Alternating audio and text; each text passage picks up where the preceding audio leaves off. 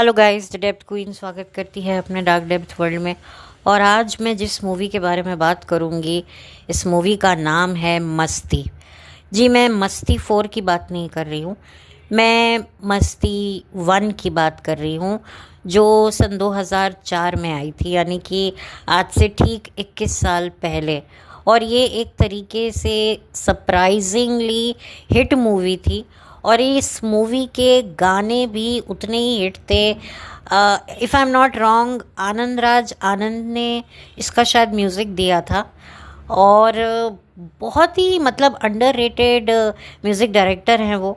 और समीर ने इसके गाने लिखे थे और गाने भी हिट थे और ये पिक्चर भी हिट थी। और ये पिक्चर सबसे बड़ी बात है, देखने लायक थी। ठीक है, अडल्ट कॉमेडी थी, लेकिन आज जो मस्ती 4 का हाल है, ये अगर आप मूवी देखेंगे ना, मस्ती 1 और मस्ती 4 का अगर आप कंपैरिजन करेंगे, तो मस्ती 1 तो कुछ भी नहीं है।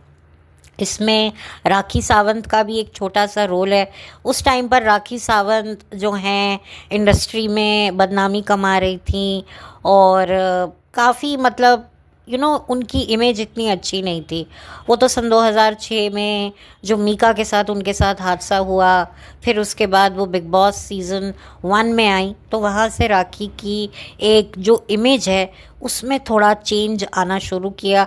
वो बात अलग है कि अब राखी का इमेज राखी ने पूरे तरीके से बर्बाद करके रखा है। मैंने राखी सावंत के ऊपर भी एक वीडियो बना चुकी हूँ, आप चाहें तो देख सकते हैं। ज़्यादा साल भर पुराना ही है। मैं कोशिश करूँगी तो मैं अपने कमेंट सेक्शन में उसका लिंक डाल दूँगी, तो आप जाकर देख सकते हैं। तो मस्ती 1 में वही स्टार कास्ट थी जो मस्ती आज 4 में है। और मस्ती 4 की अगर मैं बात करूं, तो मैंने इसका ट्रेलर ना ही देखा, ना ही मैंने ये फिल्म देखी है। लेकिन जितना भी मुझे सुनने में आ रहा है, मुझे एक चीज़ समझ में आ गई है कि सबसे पहले तो इसका नाम ही गलत है। इस मूवी का नाम होना चाहिए था मस्ती नहीं, बल्कि लस्टी। मैं ये मस्ती 4 के बारे में बात कर रही हूँ, क्योंकि मैंने जो भी सोशल मीडिया पे अगर कुछ हल्के फुल्के क्लिपिंग्स की एक झलक भी देखी है ना, तो भी मुझे मतलब इतना गंदा फीलिंग हो रही है देखकर। तो hats off to those people जो ये मूवी हॉल पे जाके देख रहे हैं। और सभी का जो एक व्यू है ना, वो सेम है, चाहे कोई मैरिड हो चाहे अनमैरिड हो, शादीशुदा मर्द हो या कुंवारे मर्द हो, किसी को भी ये मूवी पसंद नहीं आ रही है। क्योंकि कहानी नहीं है, कोई जेन्युइन ह्यूमर नहीं है। एक जेन्युइन ह्यूमर भी होना बहुत ज़रूरी है। और मस्ती 1 की अगर मैं बात करूँ, तो उसमें बहुत अच्छा ह्यूमर अर्चना पूरन सिंह ने भी दे रखा है। जिलीलिया भी थी उसमें, रितेश देशमुख थे, लारा दत्ता थी, तारा शर्मा, आफ्ताब शिव दिसानी, और मतलब अजय देवगन, विवेक ओबरॉय, अमृता राव। मतलब पूरे तरीके से मैं कहूँगी कि बहुत ही अच्छी फिल्म वो थी। हालांकि अडल्ट सीन, अडल्ट कंटेंट आपको उस मूवी में भी मिलेगा, लेकिन एटलीस्ट कहीं ना कहीं वो फिल्म देखने लायक तो थी। लेकिन आज आप देखिए कि क्या फिल्म की कहानी क्या से क्या हो गई है। मस्ती के बाद फिर और भी मूवीज़ बनी, ग्रैंड मस्ती, ग्रेट ग्रैंड मस्ती। और मैंने सच कहूँ तो मस्ती के बाद जितनी भी फिल्में बनी हैं, मैंने कोई फिल्म नहीं देखी, क्योंकि ना देखने का मन हुआ, क्योंकि मेरा ये कोई फेवरेट सब्जेक्ट नहीं है। ये अश्लील फुहड़ता वाली फिल्म देखने का मैं मतलब तर्क नहीं समझती हूँ, मैं ज़रूरत नहीं समझती कि मैं क्यों ऐसी फ़िल्म देखूँ। क्या मुझे ऐसी फ़िल्म देखकर क्या करना है? ऐसा क्या मैं अचीव कर लूँगी अगर मैं ऐसी घटिया फ़िल्म देखूँगी? मेरे जीवन की ऐसी कौन सी अधूरी इच्छा है जो ये फ़िल्म देखकर पूरी हो जाएगी? बट अब मैं ये समझती हूँ कि जो फ़िल्म के डायरेक्टर होते हैं, हालांकि मस्ती 1 के डायरेक्टर तो इंदर कुमार थे।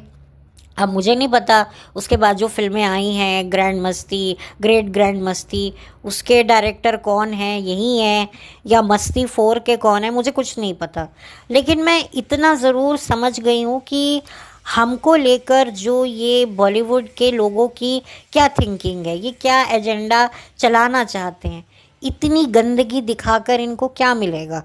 क्या ये लोग हमारा माइंड पोल्यूट करना चाहते हैं क्योंकि इनको कोई एजेंडा फॉलो करना है, या फिर ये हमें एक संकेत दे रहे हैं कि आने वाले समय में यही होने वाला है? क्योंकि बहुत सारी फिल्में ऐसी आती हैं जो देखने में बिल्कुल घटिया होती हैं, लेकिन कुछ सालों बाद हम लोग भी वही हरकतें कर रहे होते हैं या हमारे आसपास के लोग ऐसी ही हरकतें कर रहे होते हैं। तब समझ में आता है कि यार ये फिल्म में हमने, वो एक फिल्म आई थी ना, उसमें हमने देखा था और उस टाइम पर बड़ा हल्ला मचा था, लेकिन आज देखो वही हो रहा है। तो पता नहीं, मुझे कभी कभी ये भी लगता है, लेकिन आप सोचिए कि एक ऑडियंस की क्या रिस्पेक्ट है इन डायरेक्टर राइटर्स के मन में कि भैया हम ऑडियंस को ये दिखा देंगे, एक लस्ट क्रिएट कर देंगे, एक लस्ट का एनवायरनमेंट, वो क्या बोलते हैं, रश हमें क्रिएट करना है पब्लिक में कि यही ज़िंदगी का मज़ा है, यही करो यही करो। मतलब क्या क्या दिखाना चाहते हैं? और ये जो एक्टर्स हैं, मैं विवेक ओबरॉय की तरफ देखती हूँ कि विवेक ओबरॉय वैसे तो बहुत दुहाइयाँ देते हैं, मैंने बहुत स्ट्रगल किया, मेरे साथ बहुत गलत हुआ, मुझे कॉर्नर किया गया। बिल्कुल मैं उनकी बातों से सहमत हूँ, मैं उनकी जर्नी मैंने देखी है और मैंने थोड़ी बहुत उनकी जर्नी को डिस्कस किया है जब मैंने उनकी मूवी साथिया के बारे में बात करी थी कि विवेक से बड़ी एक्सपेक्टेशंस थी हम सबको और हमें लग रहा था कि विवेक बहुत आगे जाएंगे, लेकिन विवेक का करियर बर्बाद हुआ, कैसे हुआ वो सबको पता है। लेकिन अब क्या विवेक ओबरॉय से मैं ये सवाल पूछना चाहती हूँ कि आपको क्या कभी मन नहीं करता कि आप वापस से अपना वही करियर लेकर आए? एटलीस्ट आप वो सब तो दोबारा से नहीं कर सकते, बट एटलीस्ट कुछ ऐसा करें कि पब्लिक की नज़र में आपके लिए कोई रिस्पेक्ट हो। ये रितेश देशमुख, ये कौन है, ये जो आफ्ताब शिव दिसानी, जिसका करियर कभी अच्छा चला ही नहीं, जिसमें पोटेंशियल था, लेकिन वही वाली बात है कि एक अच्छी फिल्में नहीं मिली, और अगर अच्छी फिल्में मिली तो उनसे कोई फ़ायदा नहीं हुआ। मतलब कि भाई करियर चल नहीं रहा है तो कुछ भी मिलेगा तो हम करेगा। इनकी एक फिल्म आई थी आफ्ताब शिव दिसानी की, लव के लिए साला कुछ भी करेगा, कुछ ऐसी फिल्म थी ट्विंकल खन्ना के साथ। तो यहाँ पर अब मुझे लगता है ये अब यही दिमाग में गाते हैं कि भाई करियर के लिए साला कुछ भी घटिया काम करेगा। तो बिल्कुल मैं इनको इनके बचपन से देख रही हूँ। मिस्टर इंडिया में आफ्ताब को मैंने देखा है, फिर इनकी एक फिल्म आई थी उर्मिला के साथ मस्त करके, तो लग रहा था कि यार लड़के में पोटेंशियल है और अच्छा काम कर सकता है, लेकिन पता नहीं क्या प्रेशर होता है, क्या इनको मैनिपुलेट किया जाता है, मतलब ऐसी फिल्में करके, और इनको भरोसा होता है कि पब्लिक देखने आएगी।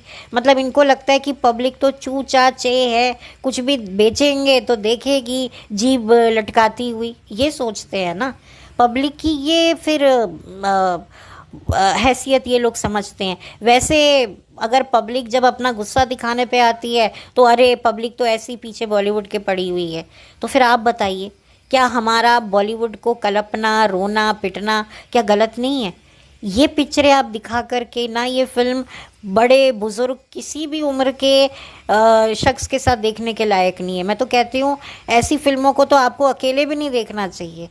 मतलब क्या है, क्या मतलब क्या, ना हीरोइंस काम की, और हीरो जिनके करियर बर्बाद हो चुके हैं अब उनको ये उम्मीद है एक तरीके से। अब ये क्या कर रहे हैं, अब मैं वो कोई शब्द ऐसा बोलना नहीं चाहती हूँ, कोई एक्ट्रेस ऐसे काम करे तो उसको तो बड़े भर भर के बहुत कुछ बोला जाता है, लेकिन ये जो एक्टर्स हैं अधेड़ उम्र के, जिनकी उम्रें निकल रही हैं, बच्ची कुची जो उम्र है उसमें भी ये क्या कर रहे हैं, क्या दिखाने की कोशिश कर रही हैं, ऐसी कैसी फिल्मों का ये हिस्सा बन रहे हैं। मुझे नहीं पता इन्होंने इस फिल्म में क्या किया है क्या नहीं किया है, लेकिन ऐसी गंदी चीज़ों का पार्ट बनकर इनको क्या महसूस होता है? ठीक है, इनकी मस्ती फिल्म जो इंद्र कुमार ने बनाई थी वो ज़रूर अच्छी थी, हिट हो गई, लेकिन बार बार वही चीज़ करना, और ख़ुद ये तीनों के तीनों शादीशुदा हैं और शायद इन तीनों के बच्चे हैं, विवेक के भी 2 बच्चे हैं, रितेश के भी 2 बच्चे हैं, आफ्ताब का मुझे नहीं पता, शायद एक बच्चा है नहीं है,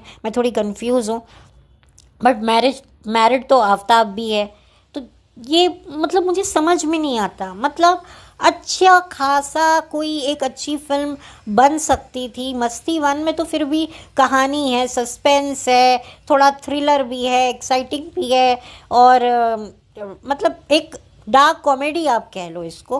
लेकिन यहाँ तो ऐसी फिल्में घटिया से घटिया कुछ भी नहीं है। ये फिल्म एक सर्टन हम ऑडियंस के लिए बनाते हैं। अब सॉरी, उन सर्टन ऑडियंस को भी ये फिल्म नहीं पसंद आई है। तो मैं यही कहूँगी कि अगर आपको मस्ती फोर के बारे में अगर आप थोड़ा और जानना चाहते हैं तो मेरा ये वीडियो देख लीजिए। और अगर आपको फिर भी फिल्म देखनी है तो मस्ती वन देखिए, क्योंकि मस्ती वन में पूरा का पूरा आपको वो सारा एंटरटेनमेंट भी मिलेगा, फ़न भी मिलेगा, गाने भी अच्छे होंगे। यहाँ तो ना गाने अच्छे हैं ना फिल्म की हीरोइनें हैं। आप मस्ती वन की हीरोइंस देखिए कितनी अच्छी हैं।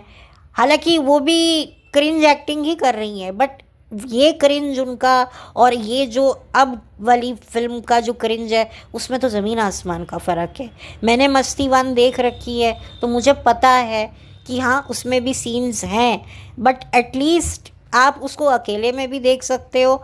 और मैं तो कहूँगी अगर आप किसी के साथ देख रहे हो तो आप देख सकते हो, क्योंकि मैंने ये फिल्म सबके साथ देखी थी। वो बात अलग है कि हम वो सीन आगे कर देते थे। पहले वो सीडीज़ वगैरह आती थी ना, सीडी प्लेयर्स चले थे, नया नया सीडी प्लेयर आया था, हम लोगों ने भी बाय किया था, तो रेंटल सीडीज़ आती थी तो हम देखा करते थे, तो हम आगे कर देते थे और मज़ा आता था। उसमें एक ह्यूमर दिखा था। इंद्र कुमार ने काफ़ी ज़बरदस्त काम करवाया था आर्टिस्टों से, तभी फिल्म चली। और आज भी उसके गाने बजते हैं, ख़ास तौर पे वो जब कोई बैचलर्स पार्टी होती है तो वो गाना तो बड़ा बजता है, एक कुंवारा फिर गया मारा, बच गया देखो ये बेचारा, या कुछ ऐसे ही है। तो काफ़ी मतलब गाने भी अच्छे थे, सब कुछ अच्छा।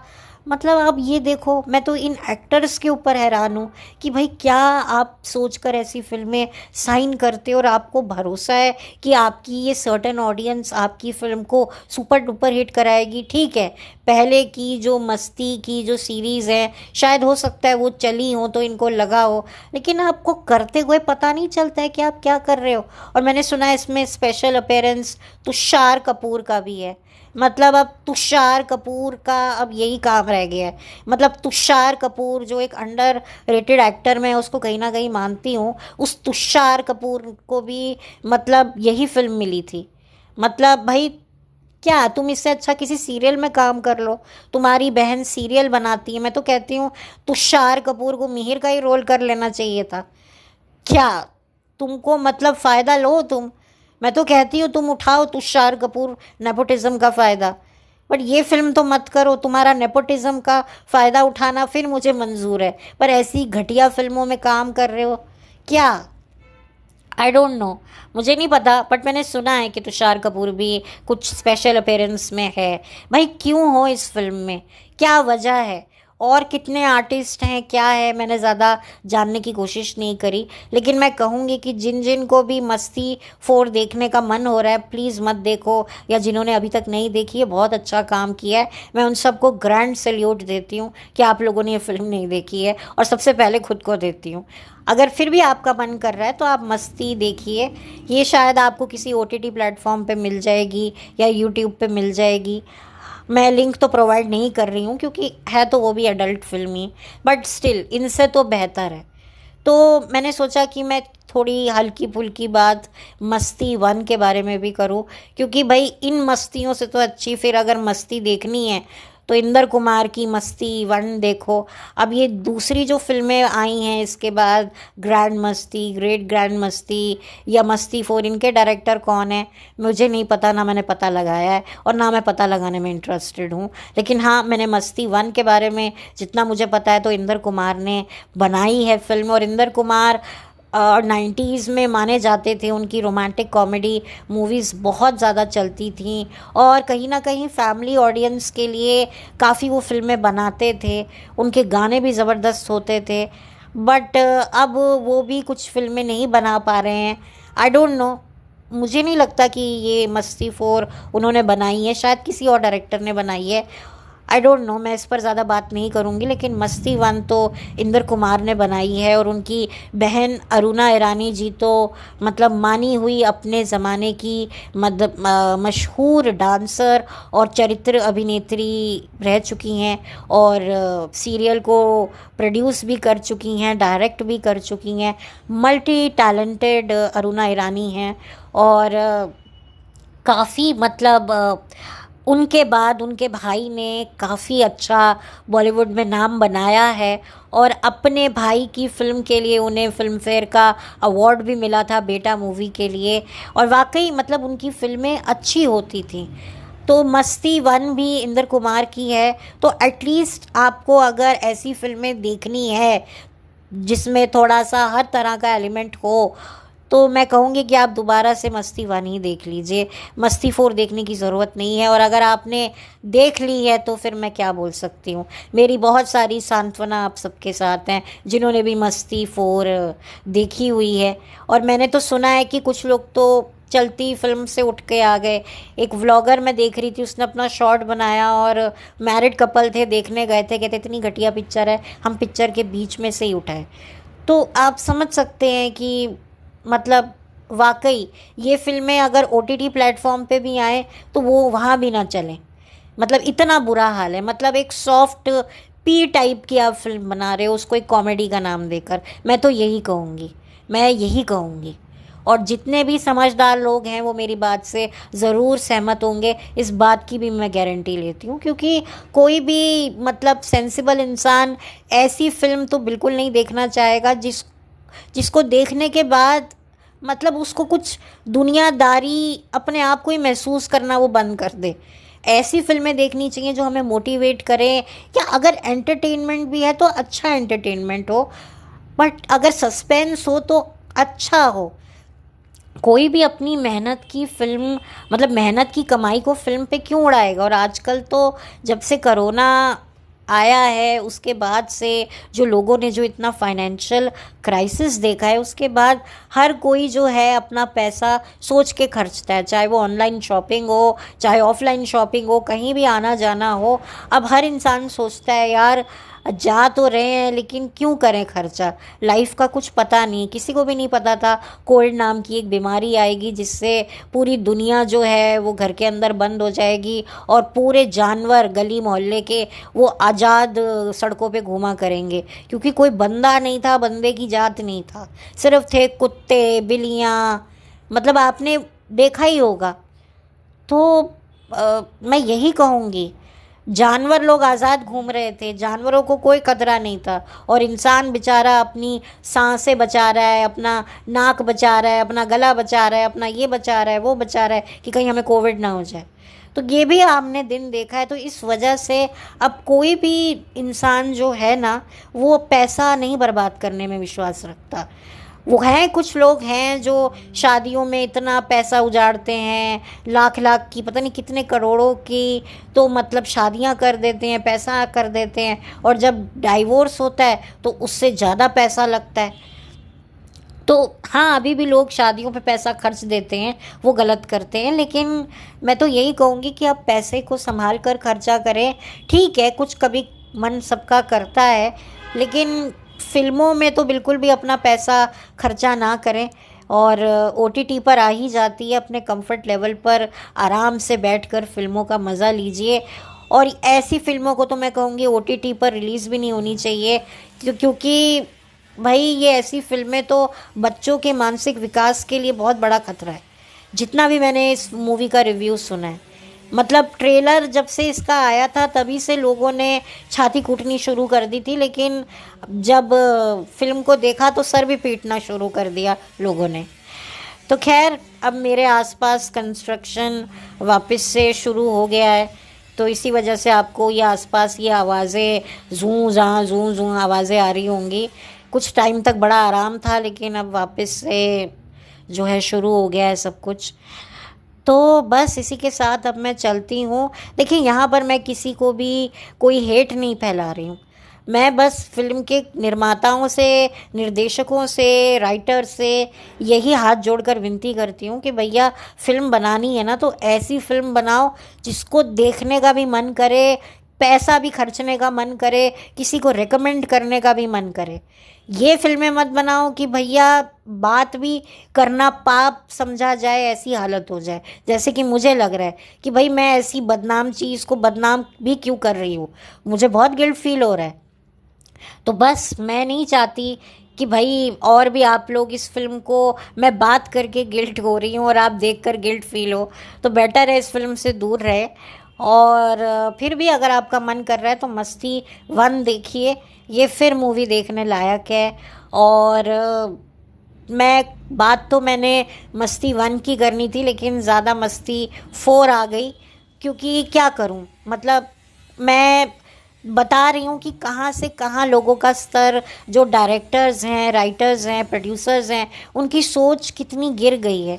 वो कितना ज़्यादा ऑडियंस की डिमांड्स को कितना हल्के में लेने लगे हैं, कितना ऑडियंस को वो क्या समझते हैं कि हम लोग इतने गंदे दिमाग के हैं कि हमारे आगे कुछ भी आप गंदगी परोसोगे तो हम, मतलब गू परोसोगे और हम उसको छप्पन भोग समझ के खा लेंगे। ऐसा तो नहीं है ना। तो बस अब इसी के साथ अब मैं ज़्यादा कुछ और नहीं बोलूँगी, क्योंकि कुछ ज़्यादा बोलने को और है भी नहीं। तो इसी के साथ बहुत जल्दी मिलूँगी आपसे एक नए वीडियो के साथ। तब तक अगर मेरे चैनल पर नए हैं तो कृपया मेरे चैनल को आप सब्सक्राइब करें, मेरे वीडियो को लाइक करें। अगर आप कोई मुझे सजेशन देना चाहते हैं तो प्लीज़ मुझे कमेंट्स पर सजेशन ज़रूर दीजिए। और अगर मेरा वीडियो किसी और के साथ आपको लगता है शेयर करने लायक है तो ज़रूर कीजिए, मुझे कोई एतराज़ नहीं है। तो बहुत जल्दी मिलूँगी आपसे नए वीडियो के साथ। तब तक के लिए have a blessed day. Thank you so much.